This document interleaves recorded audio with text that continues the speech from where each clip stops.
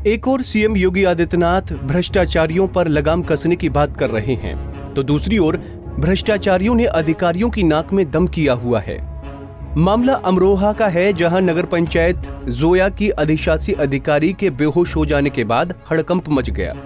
अधिशासी अधिकारी दीपिका शुक्ला डीएम दफ्तर में बेहोश होकर गिर गईं।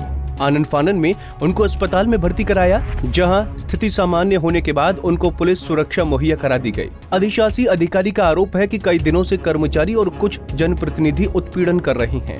उनका पीछा किया जा रहा है और ऐसा सिर्फ इसलिए हो रहा है क्योंकि वो अपने मंसूबों में कामयाब नहीं हो पा रहे हैं।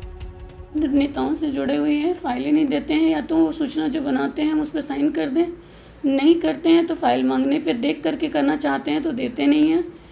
रिटायर बाबू कहता है मैंने चार्ज दे दिया है, करंट बाबू कहता है मैंने चार्ज नहीं लिया है।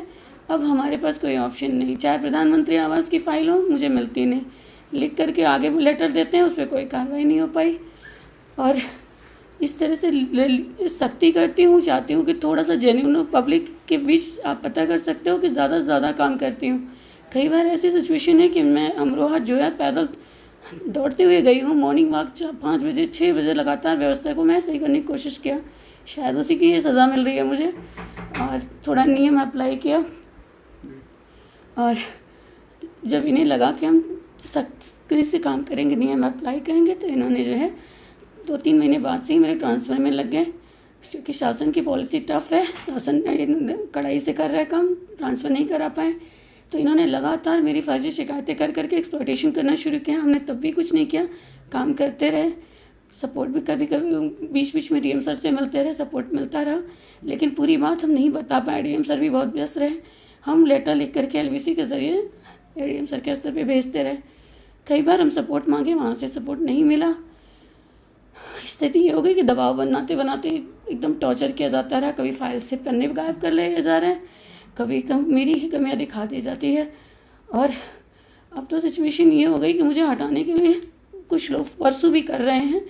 घर गई थी पापा को, मेरे पापा तबीयत ख़राब थी, काफ़ी बूढ़े हो गए हैं, तो उनको दिखाने मैदान था गई। जब वहाँ गई तो लौट के आती हूँ तो पता चलता है कि मुझ पर SC एक्ट की कार्रवाई चल रही है, जबकि कर्मचारियों को मैं आपको फ़ोटोग्राफ दिखा सकती हूँ। ऐसी ऐसी फ़ोटोग्राफ्स हैं जो मेरे परिवार की फ़ोटोग्राफ दिखाई पड़ेंगी आपको। कोई मेरे दाएं बैठा है, कोई बाएं बैठा है, कोई मेरे हाथ पकड़ के अपने ऊपर आशीर्वाद ले रहा है। इतना लगाव रखने के बावजूद उसमें से 1-2 कर्मचारियों को लालच दे करके मिला लिया गया और उसके बाद मेरे ऊपर SC एक्ट की कार्रवाई शुरू कर दी गई। बोर्ड मीटिंग होती है, चाहती हूँ कि लीगल हो, वहाँ भी मेंबर अपने हिसाब से चलते हैं। कुछ मेंबर सही हैं, लेकिन कुछ ऐसे हैं कि बिल्कुल वो अपनी तानाशाही चलाते हैं। सब आपका लड़ाई किससे है? लड़ाई आपकी फाइट है जो जिला पंचायत में है, किस लड़ाई आपकी?